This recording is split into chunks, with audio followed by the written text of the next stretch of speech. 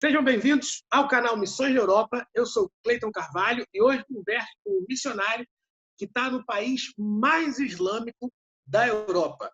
Ele está na Turquia.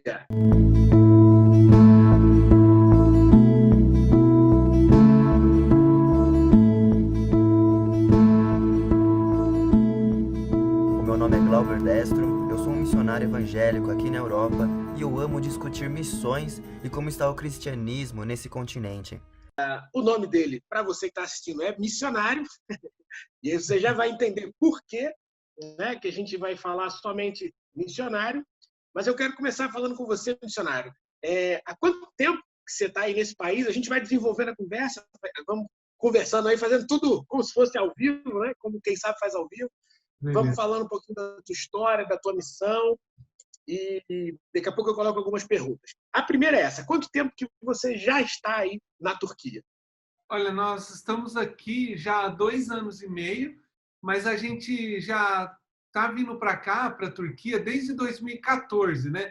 A gente veio a primeira vez para ver como que era o país, né? Assim, porque nós nunca tínhamos pisado num país islâmico, mas depois que nós viemos a primeira vez para ver como que era a realidade, a gente tinha até aquele medo, né, de que todas as pessoas, a maioria das pessoas tem, quando fala para um país islâmico. Então nós tínhamos esse medo também, mas quando a gente chegou aqui, o que a gente percebeu foi assim um carinho muito grande dos turcos pela cultura brasileira, né? E uma receptividade muito grande. Então a gente falou, vamos pegar essa deixa, né, assim, vamos aproveitar essa brecha, vamos assim dizer, porque eles gostam muito da cultura brasileira e vamos usar isso para bem. Então nós viemos em janeiro de 2014 a primeira vez, nos apaixonamos e a partir de então começamos a vir 2 vezes por ano para a Turquia, trazendo equipes, né, de pastores, depois de psicólogos, de médicos, de voluntários, para ajudar aqui na crise dos refugiados, né? A gente começou a vir para a Turquia no início não para trabalhar com os turcos, mas com refugiados. Mas depois o negócio foi desenrolando e apareceu outras coisas aí que a gente pode falar mais tarde. Mas foi em 2014 a primeira vez. Então a gente está 2 anos e meio morando, mas assim a gente já vinha para cá desde 2014. Então antes de nos mudarmos para cá, a gente tinha vindo para cá 8 vezes. Muito bem, missionário. Você falou nós, então você não está sozinho. Isso mesmo. Isso mesmo, não estou sozinho. Aí aqui, hoje tem eu, a minha esposa e meus filhos, e a gente tem uma equipe de 14 obreiros. Certo. Então você está com a sua família. Você tem quantos filhos? Eu tenho 2 filhos. Muito bem, muito bem. Então, eu queria saber um pouquinho, antes da gente falar exatamente da Turquia, como é que foi esse chamado, né? Por que vocês começaram a ir para a Turquia? Foram essas 8 vezes, depois decidiram ficar morando nesse país durante esse tempo. Como é que foi esse chamado? Como é que foi esse processo? Certo. Desde que eu comecei em missões, eu já tinha muito interesse assim da questão dos povos islâmicos, né? Eu comecei em missões faz uns 12 anos atrás, né, na Jocum, Jovens com uma Missão, e aí eu sempre tive aquela curiosidade, assim, os povos não alcançados. Então isso sempre me chamou atenção, né, povos não alcançados. E até de então, no meu início de missões, eu achava que era o Tibete, assim, eu não sei porquê, tal, né? E mal sabia eu onde eu iria parar. Então, a primeira vez que eu chamei a minha esposa, eu falei, Josi, vamos para lá. A Josi, ela tinha um medo, né? Assim, porque quando fala país islâmico, ela logo já lembrava também dessas mortes, né? Que infelizmente tem. Né? Aqui na Turquia não é o caso da Turquia, que tem o lance da expulsão, né? Que eu posso explicar um pouquinho, como que é um pouco da perseguição aqui. Mas o que acontece? Foi em 2014 assim que eu falei assim, quer saber de uma coisa? Se nós nunca formos para a Turquia para ver a realidade, conhecer os cristãos de lá perseguidos, né? Ver como que é a realidade de perto, a gente nunca vai ter uma ideia plena. Então, assim, eu falei assim, vamos tentar descobrir, porque uma coisa é quando as pessoas que acompanham o canal Missões na Europa têm desejo, ora pela França, e tem desejo de ser missionário na França. Mas enquanto não vai, não passa uns 15 dias lá, ou 20 dias, menos de 15 dias eu não acho ideal, mas não passa uns 15 dias escutando a realidade cara a cara, olho no olho, face to face. Enquanto ele não vai, a pessoa não consegue ter uma visão plena, uma visão completa. Então, foi a primeira vez que nós viemos, foi possível ter essa visão plena. E assim, o que me trouxe para cá foi essa curiosidade e o amor por povos não alcançados. Muito bem. E o Tibete, até agora, nada? Não, até hoje nunca fui para lá. E aí, aqui as coisas deu certo, né? Os projetos deram certo e graças a Deus. Então... Pronto. Muito bem. Então, e você foi com a família, né? Muito, muito bacana, muito interessante isso, todo esse processo de missões. E você já estava em Jocum desde 2014 ou antes? Isso, desde aí a gente entrou na Jocum foi em 2012. 2012. 12. Muito bem, missionário. Então vamos lá. Antes da gente falar então do que você faz especificamente, eu queria falar um pouquinho sobre a Turquia, né? E eu acredito que a gente possa entrar num aspecto até histórico. E eu quero te fazer algumas perguntas sobre isso. O povo brasileiro está muito acostumado a saber pouco de história. Né? O bem da verdade é esse. Às vezes, o bom cristão, vamos dizer assim, né? Se existe o bom cristão, ele vai conhecer até das histórias bíblicas, mas ele não conhece a história do país. Porque para o brasileiro não é uma coisa que a gente traz muito conosco, o que é diferente dos países europeus, né? Dos países asiáticos, do mundo antigo. E a Turquia, ela carrega em si uma história muito forte. Então, por que eu falo isso? Eu sempre falo isso. Na França, onde a minha base, eu também sou da Jocum, estou em Jocum, né? A minha base é no sul da França. Nesse momento eu estou deslocado, estou em Portugal. Mas a minha base no sul da França, o povo é muito apegado à história. Então, não dá para você falar com as pessoas num nível de relacionamento sem você conhecer nada de história. Para você entender a mentalidade, a cosmovisão, né, da pessoa, está muito ligado à história. No Brasil, é o que eu sempre falo, se a gente chega até o regime militar, é muito. Se a pessoa souber o que foi de fato o regime militar, já é muita coisa. Né? É verdade. A nossa geração não viveu intensamente aquilo. Tal, então, agora, se for para Getúlio Vargas e Primeira República, então a galera se perde.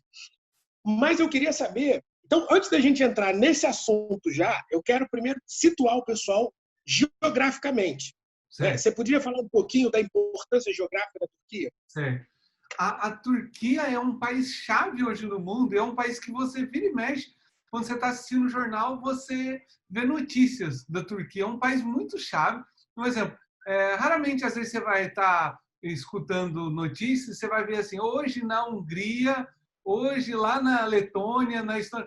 Hoje a Europa ela tem países que hoje, assim, óbvio, que isso não deixa de ser países da qual merecem missionários, são dois assuntos diferentes, né? São países da qual estão pedindo, hoje o leste europeu, né, assim, pouco se fala, né, hoje as missões na Europa pouco se fala, mas hoje quando você pega dentro da Europa, você tem países que, assim, às vezes não fazem parte do movimento da história atual, mas vira e mexe, porque a Turquia ela é rota para a Europa, ela é rota, um exemplo, porque a Turquia ela faz parte. Uma pequena parte da Turquia, seria uns 10, 20%, faz parte da Europa, mas a maioria no continente asiático. Um exemplo, eu moro na Ásia e trabalho na Europa. Né? Todo dia eu cruzo a ponte, né, que liga a Europa à Ásia. E abaixo da Turquia você tem lá Síria, Iraque, países em conflito que já começa o Oriente Médio. Então, aqui na Turquia, é um país que eles falam que é a janela do mundo. Alguns vão dizer que é Nova York, eu discordaria, eu falo que é a Turquia. Porque você não tem um país que faz parte de dois continentes e você não tem países que, ao mesmo tempo, ele tem borda com o Oriente Médio, ele é asiático e tem uma parte na Europa. Então, assim, aqui um exemplo, uma coisa assim muito interessante, já abrindo um leque dentro disso, dessa localização da Turquia, ela é um país-chave se a pessoa falar, eu quero trabalhar com cristãos perseguidos. Aqui, na Turquia, quando você pega aquela lista do Portas Abertas de países perseguidos, você tem grandes populações, grandes bairros de povos perseguidos aqui dentro da Turquia. Então, você tem bairros de afegão, que é um país lá, que vai estar entre os 10. Você tem bairro de somaliano, pessoal da Somália, do Sudão, só com exceção da Coreia do Norte, né? Você tem pessoas do Paquistão. Então, quando você pega os 10 países mais perseguidos do mundo, você tem 6, 7 nacionalidades, né, com uma margem de segurança. Eu estou jogando. Se buscar mais, às vezes chega uns 8 aí, né, uns 8 países. Mas uma margem de segurança tranquilo. 6, 7 países está aqui dentro da Turquia. E é um país com segurança, com mais segurança do que você ir para o Afeganistão, né, do que você ir para a Somália. Né? Então, assim, é um país, e ao mesmo tempo é Ásia, Europa, conexão com o Oriente Médio, um país da qual abriga, né, a maioria dos países perseguidos. Né? Pessoas que saíram, a perseguição era tão forte que vieram um país menos perseguido. Muito bem. Então, talvez alguém que vai estar nos assistindo não sabia disso, né? Que a Turquia, especificamente Istambul, né? É a cidade que está ali na divisa entre dois. Então, o que acontece? Como você falou, desde sempre também uma rota comercial importante, e Turquia, ela era a antiga Constantinopla, né? Isso mesmo. Então, na verdade, ela foi capital do Império Romano, capital do Império Bizantino, do Império Latino e do Império Turco-Otomano, né? Isso que durou até 1923, mais ou menos ali.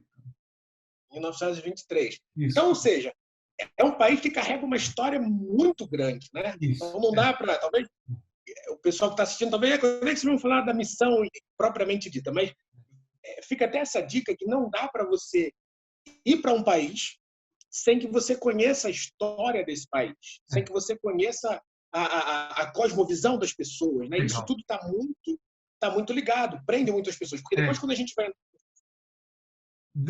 entrar no fato religião, né? Tá tudo apegado aí, tá tudo atrelado, né? O missionário. Com certeza. Aí o que acontece? Aqui algo da gente interessante de notarmos é a dificuldade de um turco se converter a Jesus, né? Existe uma dificuldade muito grande, tanto que a gente está falando de um país 99% islâmico, né? Então, por que essa dificuldade? Eu lembro que um turco que fala português, ele falou assim, que ele sabia, né? Um dos poucos que sabia por que eu estava aqui, né? Ele falou, ei, né? Ele foi missionário, vamos dizer assim. Ele citou meu nome e ele disse assim, você veio aqui para ganhar os turcos para Jesus, né? Não era bem isso, eram os refugiados, né? Mas eu falei, tal. Ele falou assim, os turcos só vão se converter se você pagar para eles, né? Assim, se você der dinheiro, falar assim, você pode se converter, eu te pago tanto por mês. O porquê dessa dificuldade? Hoje, quando um turco ele se converte, ele já teve casos de turcos que se converteram e ele falou, então hoje eu não sou mais turco, né? Porque aqui o ser turco está misturado a ser islâmico. As duas coisas andam junto. E quando a gente, uma coisa muito importante, Cleito, que você estava falando da história, quando a gente entende a história, a gente entende o porquê. Porque até então, 1920, 1923, era Império Otomano. Então a gente está falando de algo recente, né? A gente não está falando de 1700, 1700. A gente está falando de uma geração que os avós, os bisavós lutaram na guerra pela liberdade da Turquia.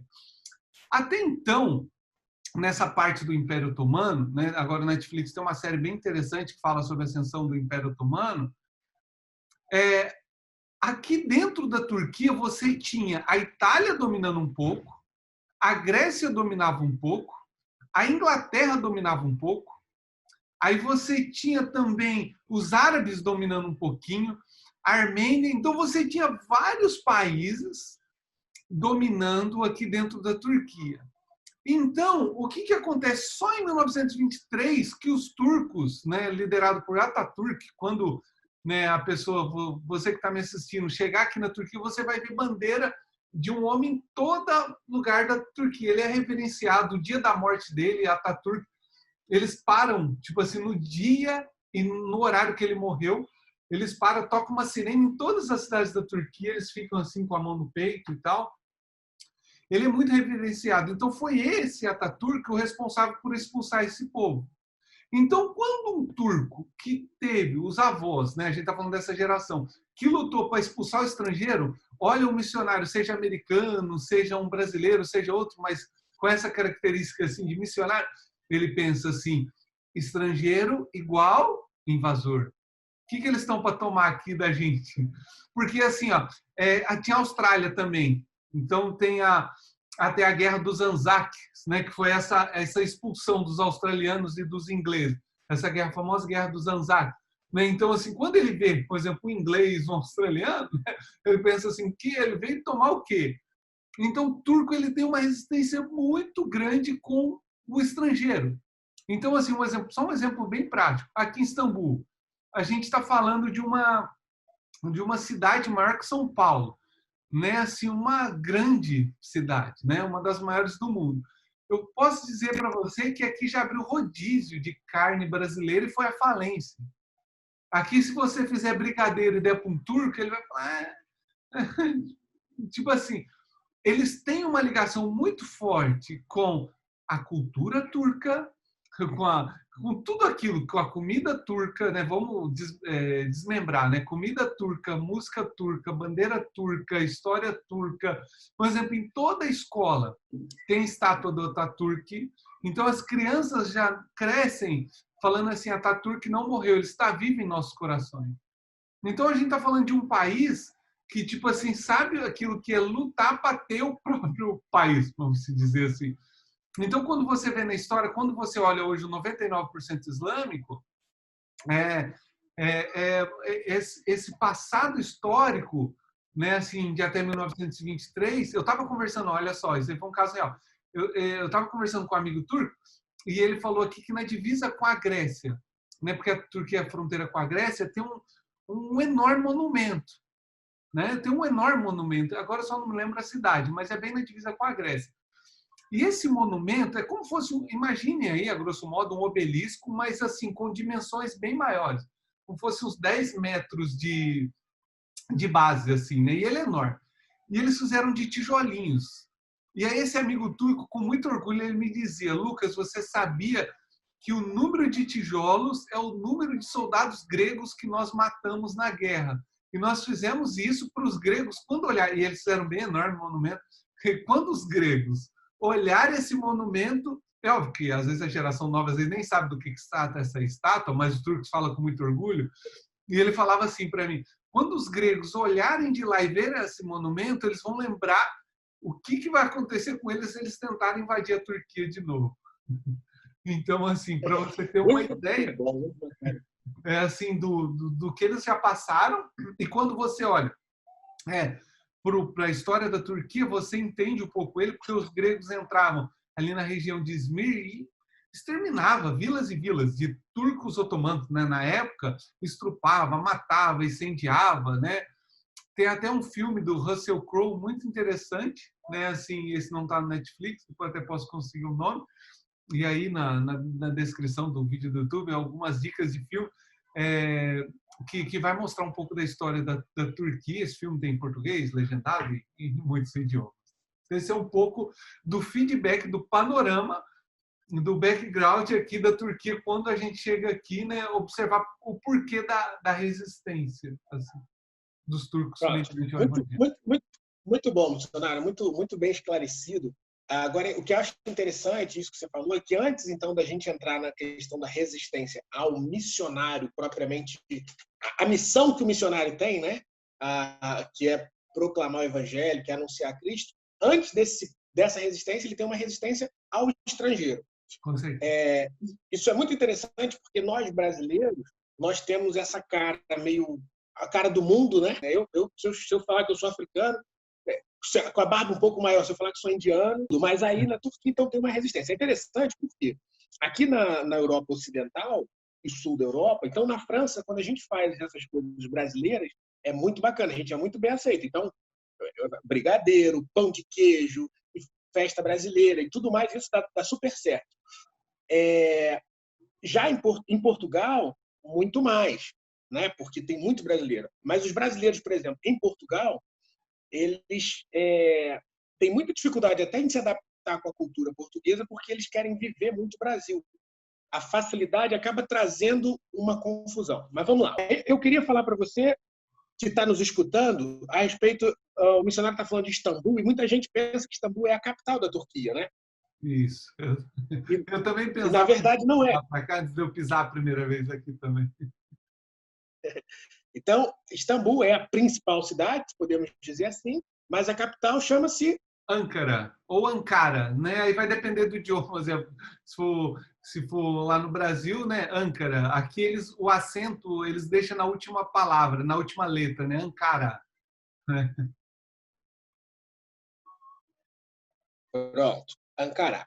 Parece muito aí puxado com o francês. Então, para você que está nos escutando, Turquia ela estava muito presente desde sempre, e a Bíblia ela vai citar, inclusive, algumas regiões da Turquia, a Capadócia, né, citada em Atos 2, lá na festa de Pentecostes. Tinha gente da Capadócia que estava lá, a Capadócia está aí na Turquia. Isso mesmo. E também, depois, o apóstolo Pedro escreve, fala da... Isso, ele fala da região da Bitínia e da Ásia, ele está falando todas essas regiões, e quando ele está mandando a carta de 1 Pedro, ele está falando com uma cidade bem próxima aqui de Istambul, que chama a região de Bursa, né? Então, as cartas, boa parte das cartas foram endereçadas ao povo daqui, né? Efésios, né? Tal, as 7 igrejas do Apocalipse, tal, tem um passado bíblico muito grande. Muito grande. Pronto. E, então, o que acontece? O que eu queria perguntar é, depois veio Constantino, veio aquela mistura toda da igreja com o Estado, não é? E veio agora, o que eu queria te perguntar com tudo isso é qual é o peso disso socialmente, falando de uma maneira mais natural, e também espiritualmente. Você sente que existe uma influência histórica, além dessa questão da resistência? Qual é o peso que isso tem para um missionário que chegou aí, está num país tão histórico? Como é que é isso? Uma coisa, Cleito, muito interessante da gente observar quando a gente fala de Constantinopla, você sabia que eu só estou aqui por causa de briga de crente no passado? E quem está me escutando talvez nunca tinha pensado nisso. Eu só estou aqui num país islâmico por causa que os crentes brigaram. Foi briga de igreja. Porque quando a gente vai analisar um pouco, a gente vê que antes da queda de Constantinopla, por 800 anos, os árabes, né, os otomanos tentaram tomar aqui, por 800 anos, mas eles não conseguiram. Aí houve uma época que os cristãos lá da Europa, lá de Roma, da Itália, vêm para cá, porque eles não concordavam muito aqui com a linha de Constantino, e eles vêm tentar destruir para tomar. Os crentes de lá, da Europa, da Itália, vieram aqui para tomar Constantinopla. E o que fazer? Esse exército lá que saiu lá da Itália era muito mais forte do que os exércitos árabes da época, o turco-otomano, né? Corrigido, só turco-otomano. Então eles vêm, guerreiam aqui com Constantino, deixa ele mais frágil, e é aí que os muçulmanos conseguem vir e pegar a cidade de Istambul. Uau. Então, olha só, durante 800 anos, os islâmicos não conseguiram conquistar, aí eles tiveram uma ajudinha dos próprios crentes que vieram aqui guerrear. Cara, o princípio que Jesus falou, né? Todo reino dividido em si mesmo não subsiste. Então, foi tem o que aconteceu aí. Chamado O Vento na Casa do Islamismo, que ele vai tratar uma parte do livro, ele vai tratar isso, né? A queda de Constantinopla se deve ao fato dos próprios, porque a gente fala os turcos otomanos tomaram, eles tomaram, mas um pouquinho antes dele foram os próprios crentes que vieram aqui e destruíram, porque o turco otomano já estava 800 anos tentando tomar aqui. E não tinha conseguido. Cara, que genial. Assim, que genial a história, mas infelizmente, né, o que aconteceu. Isso. E é uma lição, né? Uma lição pra gente, cara. Isso, e a gente perdeu como cristão, né, assim, um território muito importante, né, que liga o Irã, né, que liga, como eu falei, Síria, Iraque, né, e hoje é um país 99% islâmico. E isso aqui hoje, o que acontece? Aí a gente analisando mais um pouquinho para a gente ver o mix e o baldeirão cultural que isso vai gerar, né? O que acontece?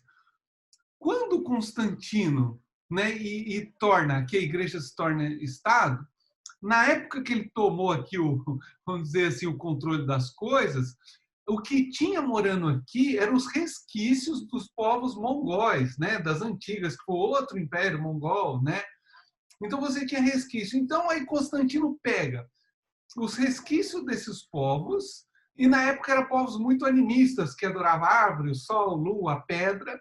E o que acontece? Quando a igreja vira Estado, a igreja vira Estado aqui, ele pega e transforma em padre os líderes dessas religiões animistas. Então, o que acontece? A Turquia, na verdade, nunca foi cristã. E você tem até hoje os cristãos ortodoxos aqui na Turquia, que é de você sentar e chorar. Tem igreja aqui ortodoxa aqui em Istambul. Você vai lá assim, você fala assim, você ir lá e no culto fúnebre e querer dialogar com esse pastor, querer fazer algo, não rola nada. Por quê? Né? Você fala assim, pastor, vamos bolar alguma coisa, tal. Isso eu estou falando, eu escutei já outros missionários falando que tentou se conectar com igrejas ortodoxas. Mas o que é a raiz da igreja ortodoxa aqui na Turquia?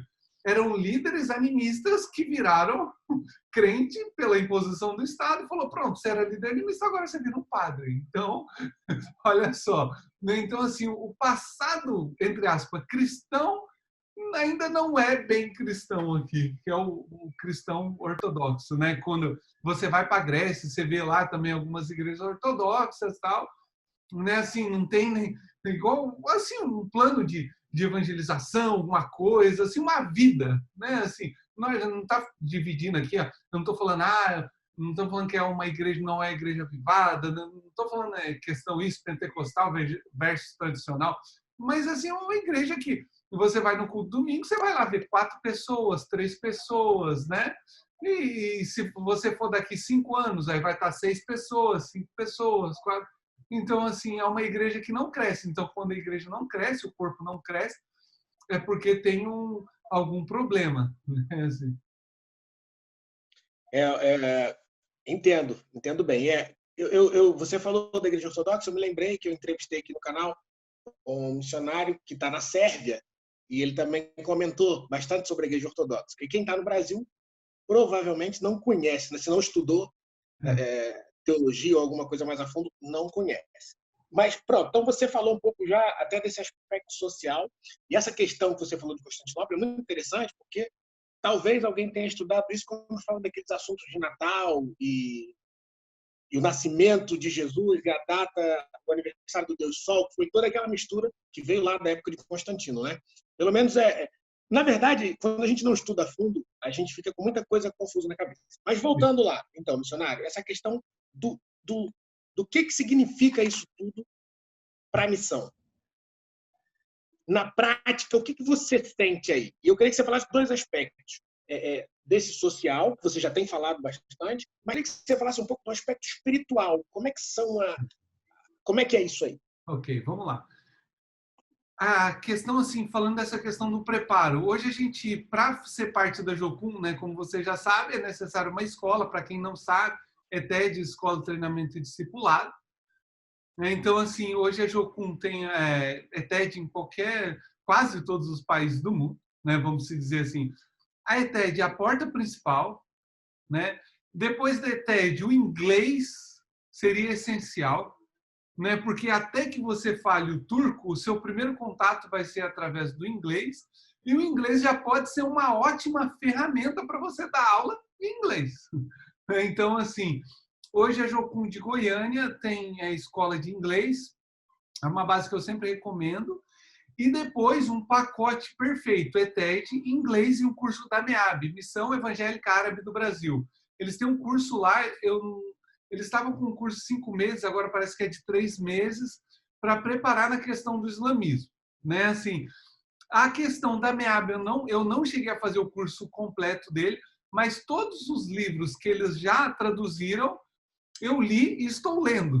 Né? Assim, entendeu? Então, eu sou consumidor de livros de agências que preparam livros para missionários para povos islâmicos. Então, assim, eu recomendo. Então, se a pessoa fala assim, ó, eu não consigo ir lá para a MEAB, né, tal assim, então ela pode chamar o Glauber, ou até mesmo você aí no canal, comentar esse vídeo aqui, e depois vocês podem passar o meu contato no privado. Então, eu tenho uma sequência de 12 livros que vão, ampliar sua mente, alguns livros bem grossos, mas bem dinâmicos e bem interessantes. Então, são 12 livros assim que eu falo assim, a pessoa que lê esses 12 livros, né, e mais o inglês e mais ETED, ou o curso presencial lá, hoje ela está pronta. Né, assim. Aí, na questão na prática. Hoje, quando a gente fala em evangelismo de povo islâmico, eu não gosto de convidar ninguém para vir aqui para ganhar as pessoas para Jesus, né? Deixa eu me explicar. No que ótica que eu digo isso? Se a pessoa vem para cá para ganhar pessoas para Jesus e essas pessoas serem um troféu a ser exibido no Brasil, os próprios turcos vão perceber na maneira de relacionamento que você está tratando ela apenas como mais uma alma convertida. O que eu chamo aqui é de evangelismo não intencional. Como assim evangelismo não intencional? Conviver em meio a eles. O turco gosta muito de tomar chá. Eu tenho amigos, né? Assim, se depois alguém que está assistindo quiser o meu contato no privado, eu mostro aqui. Eu tenho amigos e assim, eu estou falando de coisa que aconteceu ontem mesmo, né? Hoje, o dia da gravação, hoje é dia 11 de junho que a gente está fazendo essa gravação, não sei quando vai ao vivo, no dia 10 de junho, um amigo meu falou assim, Lucas, eu sinto tão bem, um amigo turco, de ficar conversando com você. E o que acontece? Durante todo o meu relacionamento com ele, a gente, final de dia, é óbvio que agora por causa do coronavírus, né, isso não está acontecendo, né, assim, por razões óbvias, né? Todo final de dia, lá pelas 7 horas, né, quase todos os finais de dia, a gente sentava para tomar chá. Isso é muito típico aqui na Turquia, né? Então vamos para uma padaria, vamos tomar chá, tal, isso é típico. E durante todas essas conversas, né, assim, a minha conversa no que tange ao evangelho preencheu 20% da conversa, 20, 30%, todo 100% que nós passamos junto. No que eu quero dizer? Porque imagina, eu me relaciono com uma pessoa e bum, bum, bum, assunto espiritual, pego o Corão daqui, falo daqui. É muito engraçado o evangelismo com o povo islâmico, porque eu sei onde eu pego ele, eu sei que perguntas que eu posso fazer para ele deixar de saia justa, mas tem uma frase que diz assim, não adianta ganhar o discurso e perder o amigo. Então, assim, evangelismo na área da apologética é bom você saber, ter conhecimento, mas não vai ser isso que vai ganhar totalmente as pessoas para Jesus. Porque se fosse assim, a gente descobria uma fórmula, e evangelismo não é área de exatas, é área de humanas, a gente descobria uma fórmula, ia para a porta das faculdades, pegava os ateus, falava, Deus existe por causa disso, bum, bum, o cara se convertia. Mas não é área de exatas, é área de humanas. Então, assim, quando a gente vai ver essa questão da apologética, por exemplo, tem uma outra associação que prepara missionários, né, assim, nessa questão apologética, né, que é a M3, né, de Belo Horizonte. Eu já fiz o curso deles, recomendo eles. Mas o que é interessante? Você pega todo esse conteúdo apologético. Oi? Muito bom, eu também fiz. Você fez? Legal, então. Então, o que acontece? Você pega esse conteúdo da M3, que já cai para um pouco da área da apologética, e você dilui isso aí bem diluído, e só quando surgir a oportunidade você solta. Porque se você vem aqui, vou ganhar as pessoas para Jesus. O que eu falo? Não vem para a Turquia. Você que está me escutando, não vem para a Turquia para ganhar as pessoas para Jesus. Vem para a Turquia para fazer amigos, e aí os seus amigos se tornarem cristãos, e aí você ganhar os seus amigos para Jesus. Entendeu? Ganhar amigo para Jesus. Que é uma diferença muito grande. E uma outra coisa muito interessante, quando a gente fala de evangelismo, né, Jesus não pediu a gente, durante os séculos, que foi invertendo isso aí. Aqui, o que a gente tem que fazer? Discipular e depois vem a conversão. Jesus mandou a gente fazer discípulos e não convertidos. Então, qual que é o programa hoje que a gente sai do Brasil e a gente já encaixa, né? Conversão e depois discipulado. Né? O que eu estou fazendo com meus amigos turcos? Discipulado. E depois vai vir a conversão. Né? Porque ela vai ser mais natural. Tem uma organização de um livro chamado Milagres entre os Povos Islâmicos, né? Movimentos Miraculosos entre os Povos Islâmicos. Durante 7 anos, eles implantaram 6.000 igrejas em povos islâmicos da África. E qual que era a estratégia? Eles não pregavam, eles não ensinavam. eles compartilhavam a Bíblia e perguntavam o que o povo achava dela, daqueles versículos. Então, assim, por exemplo, como aqui um exemplo, começar por Adão, né? Assim, então, e aí falava, ó, Deus falou que se você comer desse fruto, você vai agora saber, né, assim, a verdade, e aí você vai, né, assim, Deus, na verdade, só corrigindo aqui, né, que às vezes eu tenho a síndrome do pensamento acelerado. A minha esposa fala isso, que os pensamentos vêm na frente das palavras, as palavras vêm na frente do pensamento. Quando Deus fala para Adão não comer daquela árvore, senão ele iria morrer, depois Adão come e não morre. Então, o que o pessoal falava nesse livro? Eles jogam esse versículo e falam, por que Adão não morreu? Então, uma coisa que eu tenho aprendido com outras pessoas que já caminharam, a Bíblia é suficiente por ela mesma. Sabe? A Bíblia é suficiente por ela mesma. Né? Então, assim, voltando a bater na tecla, não vem para ganhar ninguém para Jesus, vem para fazer amigos e aí levar os seus amigos a Jesus. Que aí o resultado vai ser outro. Porque quando você se relaciona com uma pessoa para ganhar uma alma para Jesus, essa pessoa vai perceber que o interesse é apenas na alma dela e não nela mesma. Muito, muito bom, Lucas, porque isso aí bate de frente com a cultura brasileira e com a cultura religiosa cristã evangélica brasileira, que é uma coisa que a gente carrega terrível, né? Olha quanta coisa tem até a gente chegar ao evangelho de fato, que é isso, né? É relacional, é o id, fazer discípulos. Isso. Como você falou muito bem. Na França, quando a gente entra com isso, você fala de religião, você tenta ganhar a pessoa para Jesus, e eu confesso para você que nos meus primeiros dias eu tentei fazer isso lá. Até que eu fui entender o que já tinham me falado, mas eu precisei experimentar isso na prática. Mas essa questão toda da história, como a gente tem comentado aqui, as pessoas lembram que na França, por exemplo, as religiões, as guerras religiosas foram responsáveis pela divisão do país. Morreu muita gente, morreram muitos familiares, então bisavô, tataravô, não sei quem, morreu por conta das guerras religiosas. E aí, então, o evangelho não é trazer ninguém para a religião. O próprio Senhor Jesus, na verdade, ele era judeu, mas nunca pregou o judaísmo. Interessante que você falou. Obrigado aí por esse esclarecimento de fazer amigos e anunciar o evangelho para eles aí. É muito difícil isso, quando o missionário está no Brasil, ele pensa em ir, porque, infelizmente, ele tem que dar notícias do campo, e na notícia as pessoas esperam sempre isso, né? Quantas vidas você se batizou? Quantas almas você ganhou? E é uma cultura que as pessoas estão acostumadas com isso. O evangelho é muito mais profundo do que isso, né? É uma pena. Eu confesso para você também que eu passei por isso. Nos meus primeiros meses na França, a gente fazia a nossa carta. Como é que a gente vai falar isso? Como é que até que eu me resolvi, vamos dizer assim, né? Entender. Não é isso que Deus quer. A gente está aqui, a gente está vivendo. Graças a Deus, o pastor, ele até faleceu, o pastor da nossa igreja que nos enviou, ele compreendia muito bem isso. E ele sempre falava para mim, toda decisão que a gente tomava no campo, eu falava com ele, né? Eu me reportava a ele como nossa liderança espiritual, e ele ouvia e falava, Cleiton, nós vamos orar, mas você é que está aí. Eu confio em você, você que está aí no campo. Então é você que tem que... o que você disser, nós estamos com você. E isso para a gente foi muito motivo de muita alegria. Mas, bom, então você já falou aí da questão da Jocum, né?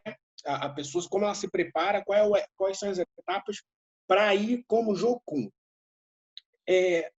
Você disse, então, que tem 14 obreiros. Esses 14 obreiros que você tem, qual é a nacionalidade deles? Como é que tem é apenas um casal do Chile e o resto brasileiro. O resto é tudo brasileiro de longo tempo. Tudo. Aqui tudo veio para... Não tem data de volta, né? Hoje, para a gente receber um obreiro a longo prazo, a gente já faz um compromisso acima dos 7 anos já. Né? Mas a pessoa, se quiser atuar em um dos nossos projetos, pode vir sem até de 15 dias até 3 meses. Mas falar, eu quero trabalhar, ser parte da equipe, quero ser obreiro, então é acima de 7 anos. Porque, assim, o que eu motivo o pessoal aqui, e o pessoal depois me entende o porquê é acima dos 7 anos. Eu paro para pensar.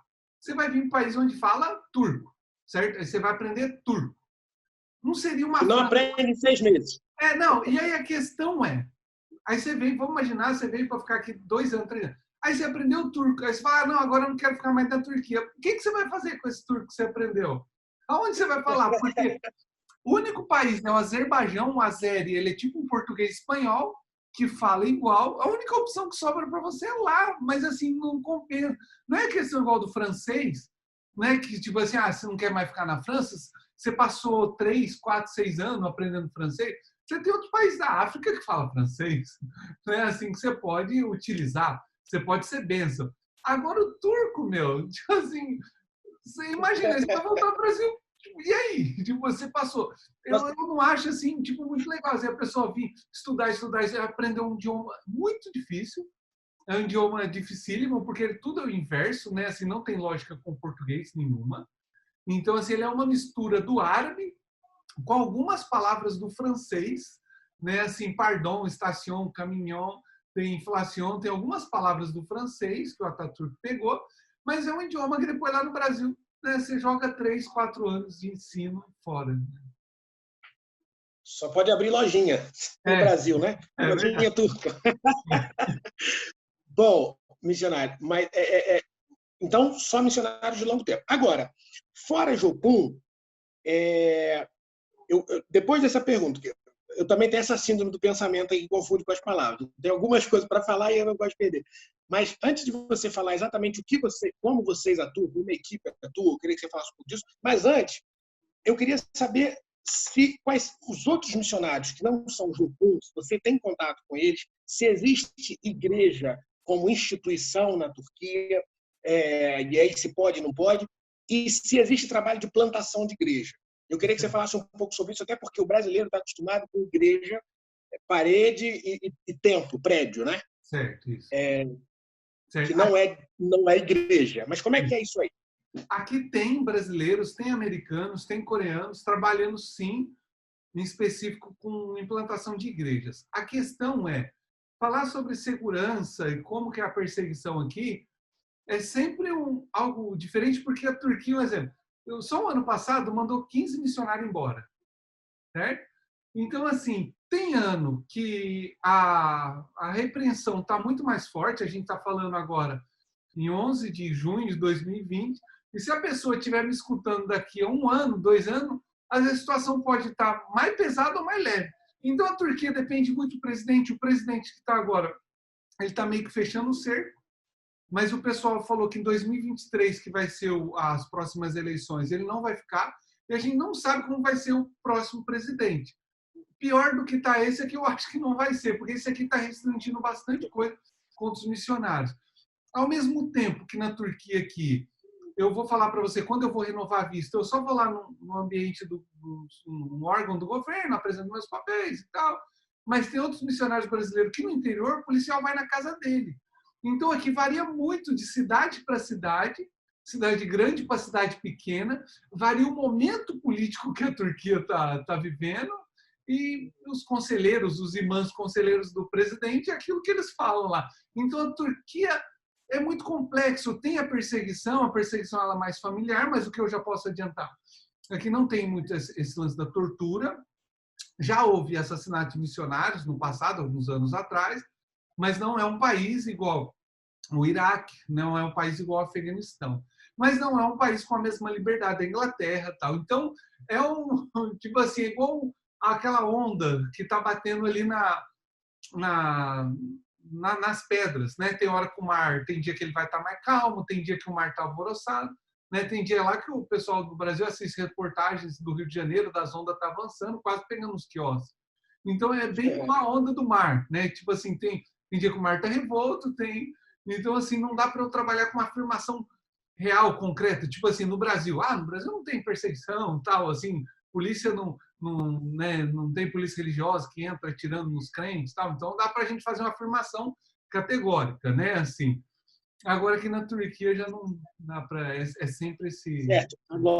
Agora existem locais de reunião existe da igreja. E aí várias igrejas utilizam a estratégia do CNPJ de uma associação de alguma atividade, e aí nisso algumas já têm, um exemplo, olha só para você ver como que é incerto isso aqui. Um dos missionários mais antigos aqui, é o Carlos Madrigal, né? E eu posso falar o nome dele porque a igreja dele é registrada no governo. Ele chegou em 1980, aqui na década de 80. Ele tem a igreja aqui em Istambul, Igreja Protestante de Istambul, tem até o site, porque ele conseguiu o registro no governo, certo? E só que demorou uns 8, 10 anos, mais ou menos, foi muito tempo. Não estou muito certo, não tenho ao certo quanto tempo demorou para ele registrar. É um pastor espanhol, mas de longa geração aqui. Os filhos já nasceram aqui, né, como se fossem turcos, tal, né, e são pastores também. Mas agora, esse ano de 2020, o governo considerou ele uma ameaça à segurança pública. Então, olha só, é tipo assim, meio cômico, porque assim, ele é um dos únicos, né, que eu conheço que tem, né, esse registro no governo, igreja protestante, mas ao mesmo tempo o cara é uma ameaça. Você está entendendo? É meio engraçado e triste, cômico e confuso eu falar sobre igreja aqui na Turquia. Caramba, é muito, muito, muito sério. Pronto, então existem locais de reunião, existem igrejas, é possível, né? Ainda é possível fazer isso.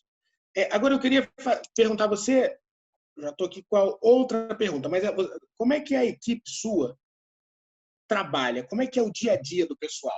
Ó, hoje nós temos um projeto, né? E é você que está assistindo, se você quiser saber como que é esse nosso projeto, o site, as informações, é só comentar aí, deixar o seu WhatsApp aí nos comentários embaixo, né? Que o Glauber ou o Cleiton pode adicionar você e passar todas as nossas informações.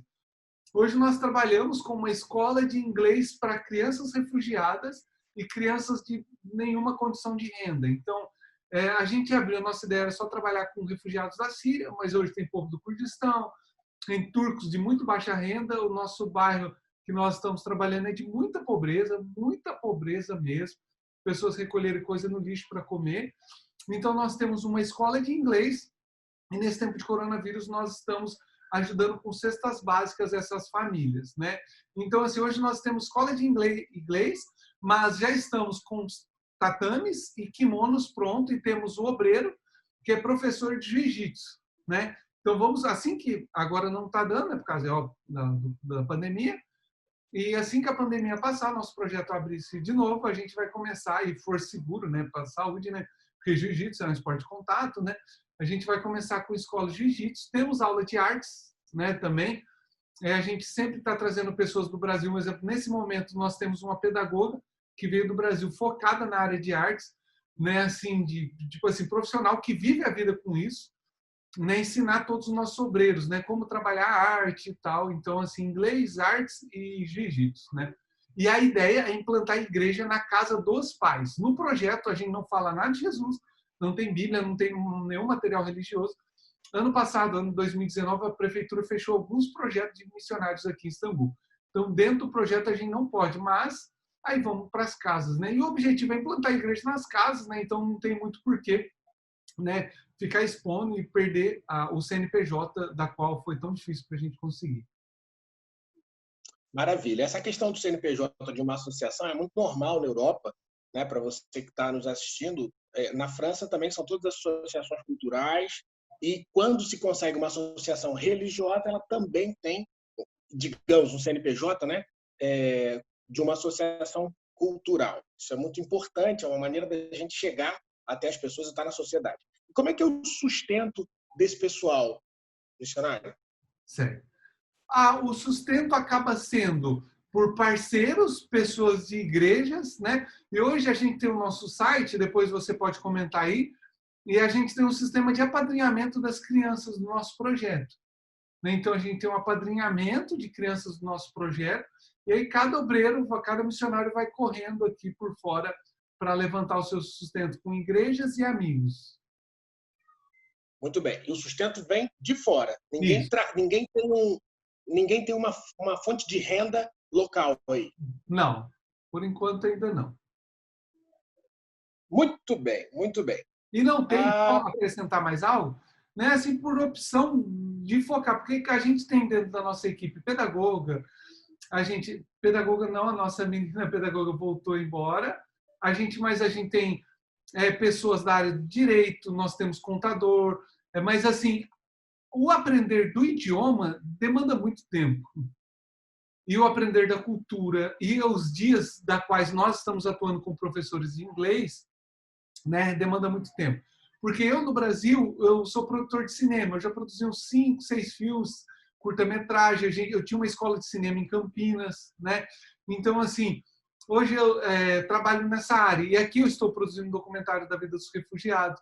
Tem um outro obreiro da equipe que é muito da área da comunicação, né? Então, assim, eu estava falando com ele no dia de ontem, se a gente quisesse montar uma agência de comunicação, a gente montaria, né? Assim, então, é uma paixão, cinema é uma paixão, produção de vídeo, né?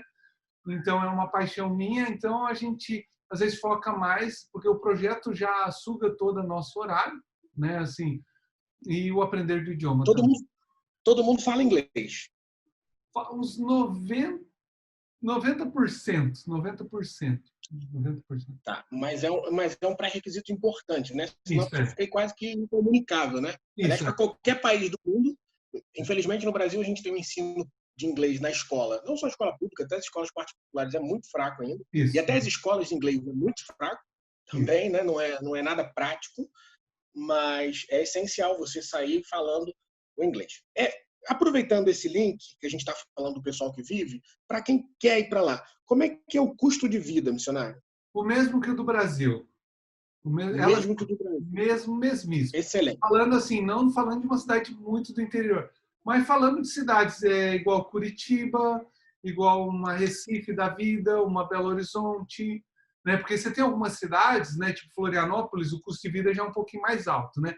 Mas vamos falar assim, cidades que eu conheço, né? São Paulo entraria nela, né? Tipo Belo Horizonte, e outras cidades ali do Brasil, assim, seguiria esse mesmo padrão de vida.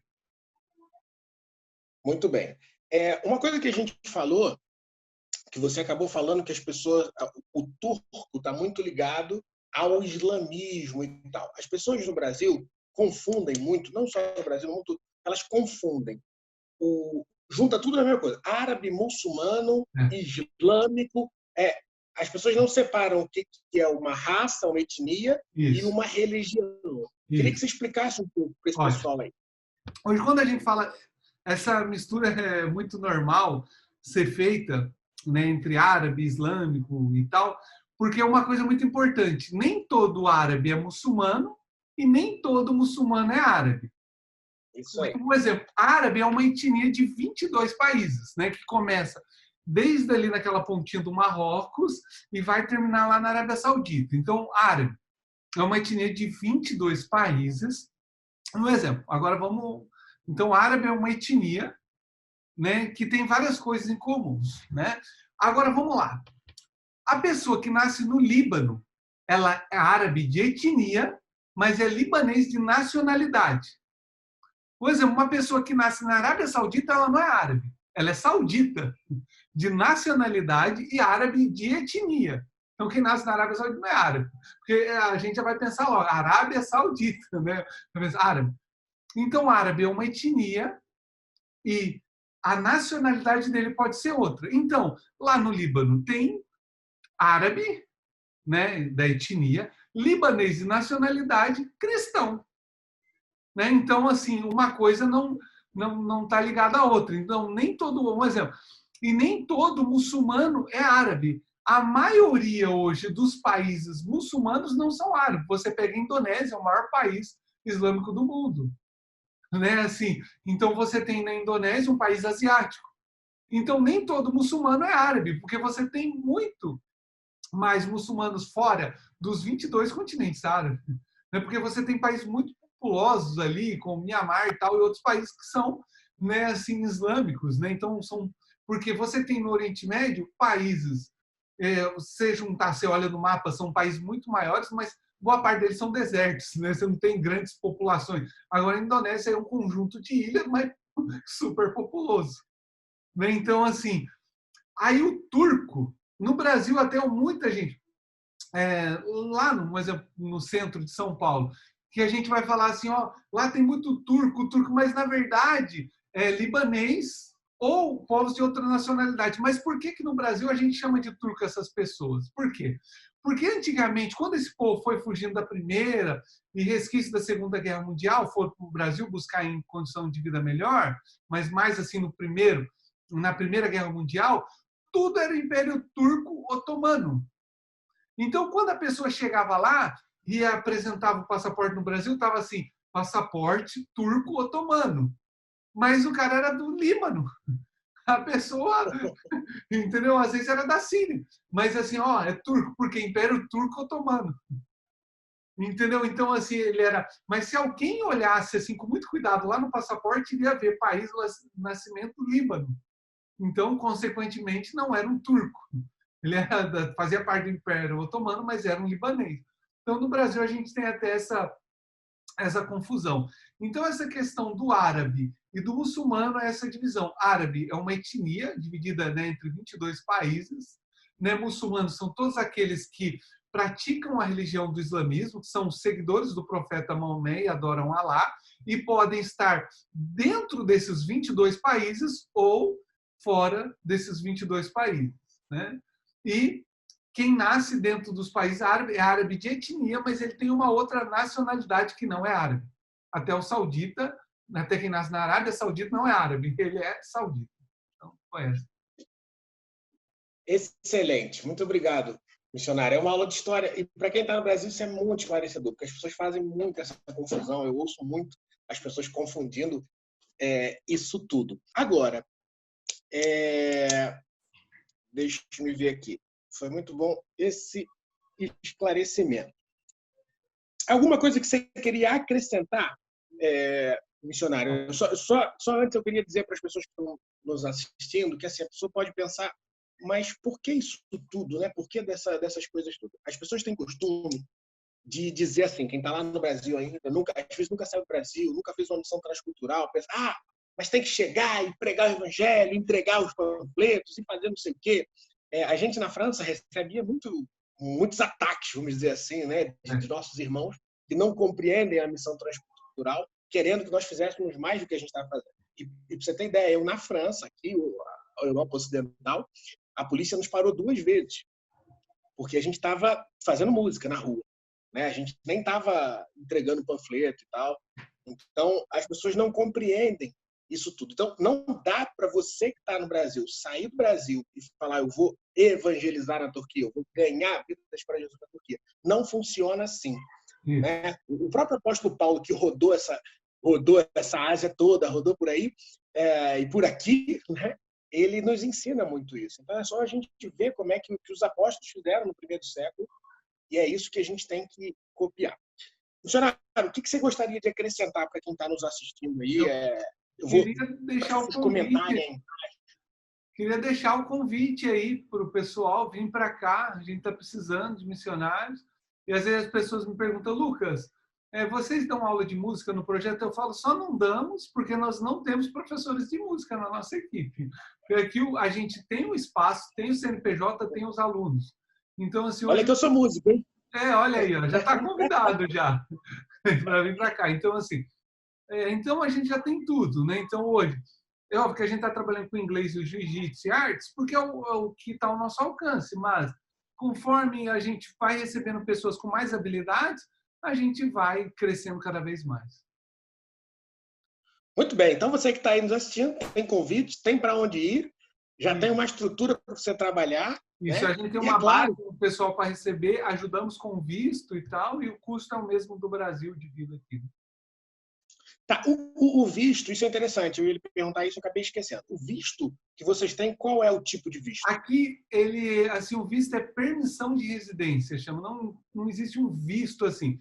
Então, você comprova que você tem o comprovante de contrato de aluguel e um plano de saúde, e aí você vai lá e dá os trâmites, e o primeiro visto dura 1 ano e depois os próximos vão durando 2 anos. Agora, o plano de saúde é obrigatório. O plano de saúde é obrigatório. E agora o plano de saúde aqui é R$400, R$500 por ano, é bem barato. E o comprovante de renda também, você tem que ter? Não, de residência. Não precisa comprovar subsistência. Não precisa não. E aí eles estão querendo mudar alguns planos, deixar um pouco mais difícil, mas aí parece que agora você tem que se registrar em uma escola turca, mas não é nada impossível, né? Então tem os meios. Tá. E para o visto, então, por exemplo, quem quiser servir com vocês, juntar-se ao trabalho de vocês, vocês enviam então um convite, uma espécie de convite para comprovar que aquela pessoa tem onde morar? Não. Aí o que, Ou que não? acontece? Porque quando a pessoa chega aqui, por exemplo, ela vai ficar na base, um exemplo, um tempo, porque a base a gente recebe equipes de curto prazo. Mas depois, os solteiros, eles vão morando em apartamentos tudo dividido, né? Tudo, os 14 moram tudo separado aqui, né? Cada um em um apartamento. Então a pessoa ela vai ter o tempo para se adaptar ao país e depois ela vai mudar para algum desses apartamentos. Então, aqui pode colocar até no mesmo contrato 4, 5 pessoas. Aí agrega essa pessoa, por exemplo, se a menina vai morar no apartamento das meninas lá, né? Que vai ter mais 2 meninas. Sempre o apartamento mora 2, 3, no outro mora mais 2, 3, então é dividido, né? Então, assim, aí a pessoa vai... Então a pessoa aplica para o visto estando aí. Estando aqui, depois de 3 meses. Ah, muito bem. Então é diferente de alguns... Eu posso falar aqui de outros 2 países onde eu já tive visto na Europa, que é Portugal e França. A França é diferente. Você precisa fazer o visto no Brasil. Não. Aqui você chega... Você faz em Portugal. Aqui você chega, fica 3 meses, tá? E depois dos 3 meses. Pronto. Muito bem, missionário. Agradeço tudo que você falou para a gente. E a última coisa eu queria fazer que você colocasse para nós, para quem vai assistir esse vídeo, para quem é dos Missões da Europa, nós temos um grupo de intercessores, como que as pessoas podem orar por você, por sua família, por esse trabalho aí. Hoje nós pedimos oração pelo aprendizado da língua, né, para que Deus abra a mentalidade da nossa equipe que está estudando, e oração para casas abertas para a gente começar a implantar igrejas, né? A gente já tem recebido convite de algumas famílias, nosso obreiro já tem ido para as casas. É óbvio que agora, né, nessa coisa de pandemia, deu uma reduzida, né? Tá tudo bem mais limitado, mas a gente quer implantar, o nosso sonho é implantar igreja nas casas das famílias. Mas como a gente falou, é um país 99% islâmico, é um grande desafio. Então nós oramos, né? Assim, pedimos oração. Quando Paulo ele está escrevendo aos Gálatas e ele fala assim em um versículo lá, é muito interessante. Ele fala assim: olha, para que Deus nos livre do homem mau, porque a fé não é de todos. Agora eu talvez esteja errando o endereço. Eu não sou eu anoto os versículos, mas às vezes eu me confundo ali com Gálatas, Colossenses, e depois só se eu estiver errado, mas está na Bíblia. Depois você pode procurar lá. O versículo está: orem para que Deus nos livre do homem mau, pois a fé não é de todos. Né? Então, assim, porque se algum islâmico mesmo radical descobrir que a gente é missionário e tal, aí o projeto é fechado e a gente é mandado embora da Turquia. Pronto, então existe esse risco, né? É. Muito bem, missionário. Só um outro detalhe a respeito disso que você falou. Vocês recebem também, como é Jucum, vocês recebem escolas, você tem escolas aí de formação? A gente tinha escolas aqui, já rodamos escolas, só que quando a gente estava rodando escolas, os nossos obreiros tinham que parar a escola de turco, as coisas, para dedicar a escola. Então a gente viu que aqui é bom receber práticos de escola, que a pessoa vem para cá já para colocar em ação, já vem para ajudar no nosso projeto, do que a pessoa vir aqui para aprender algo e tal. E ficar, porque assim, depois a gente chegou às contas, a pessoa vem aqui para fazer um curso, mas ela vai ficar mais tempo dentro do apartamento estudando do que em contato com o povo, né? Então, quando vem o prático, assim, ele já vem para vivenciar coisas na prática.